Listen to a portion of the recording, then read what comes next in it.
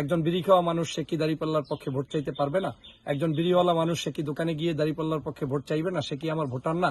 সেই জায়গা থেকেই আমি বলেছি যে আল্লাহ চাইলে ওই ব্যক্তিকেও আমাদের পথে পরিচালিত করতে পারে, ভালো করে দিতে পারে। গতকালকের আমার একটি বক্তব্যকে কেন্দ্র করে সাংবাদিক বন্ধুরা আমাকে দৃষ্টি আকর্ষণ করার চেষ্টা করেছেন। সেই বক্তব্যের ব্যাখ্যা হচ্ছে এই যে আমি যখন গ্রামগঞ্জে বক্তব্য দেই সেখানে স্পষ্ট বলার চেষ্টা করি আমাদের এই গ্রামগঞ্জে অবস্থানরত সকল শ্রেণী পেশার মানুষদেরকে উদ্দেশ্য করে, যেমন একজন দাড়িওয়ালা, দাড়ি কাটা, দাড়ি ছাড়া, টুপিওয়ালা, তরিকা চর্চা করে, কিংবা তাবলিগ, হেফাজত, কিংবা একজন বিড়ি খাওয়া, বিড়ি ছাড়া যে কোনো সাধারণ নাগরিক, প্রত্যেকেই কিন্তু আমার ভোটার।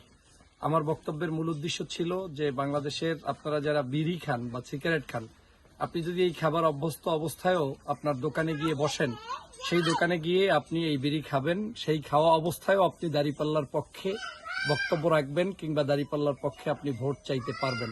আপনি যদি এমন করে দাঁড়িপাল্লার পক্ষে দাঁড়ান, হতে পারে আপনার জীবন পরিবর্তন হতে যেতে পারে, এবং সেটা দাঁড়িপাল্লার পক্ষে অবস্থান করার কারণে একটা সময় আল্লাহ তাআলা চাইলে আপনাকে মাফ করে দিয়ে আপনাকে এই সঠিক পথে পরিচালিত করতে পারে। এ ধরনের একটি বক্তব্য ছিল। সেই বক্তব্যটা হয়তো কেউ কোনোভাবে মিসলিডিং করেছে কিংবা বুঝতে ভুল করেছে, কিন্তু যার পূর্ণাঙ্গ বক্তব্য আমার ফেসবুক পেজে আছে, শুরু থেকে শেষ পর্যন্ত দেখলে কিন্তু আপনারা পারবেন। শুধু তাই নয়, এছাড়াও আমি নারী সমাজের প্রতি, কৃষক, শ্রমিক সমাজের প্রতি আমি কিন্তু আমার বক্তব্য দিয়ে চলেছি। আমার বক্তব্যের মূল আকর্ষণটাই হচ্ছে যে একজন এমপি সে একজন গণমানুষের এমপি, অতএব একজন এমপি পদপ্রার্থী সে সকল শ্রেণী পেশার মানুষদেরকে টার্গেট করেই বক্তব্য দিবে। এবং আপনারা জানেন যে বাংলাদেশে আলেম সমাজ, ইসলামিক স্কলাররাও কিন্তু বিভিন্ন সময় অজনসিয়াতে বলেন যে সৎসঙ্গে সর্ববাস, অসৎসঙ্গে সর্বনাশ।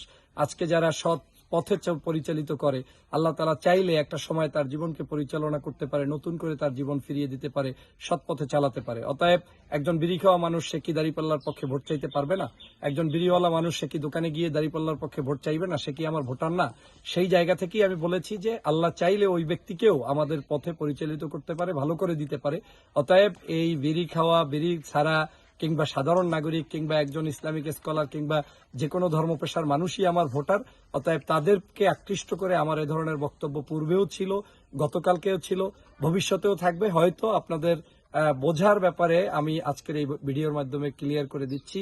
তবে এখানেও যদি কেউ বুঝতে ভুল করে থাকেন, আমি মনে করি সেটা একান্তই আপনার ব্যক্তিগত ব্যাপার। আমি সেজন্য আপনাদের কাছে আন্তরিকভাবে দুঃখ প্রকাশ করছি। সবাইকে ধন্যবাদ। আসসালামু আলাইকুম রহমতুল্লাহ।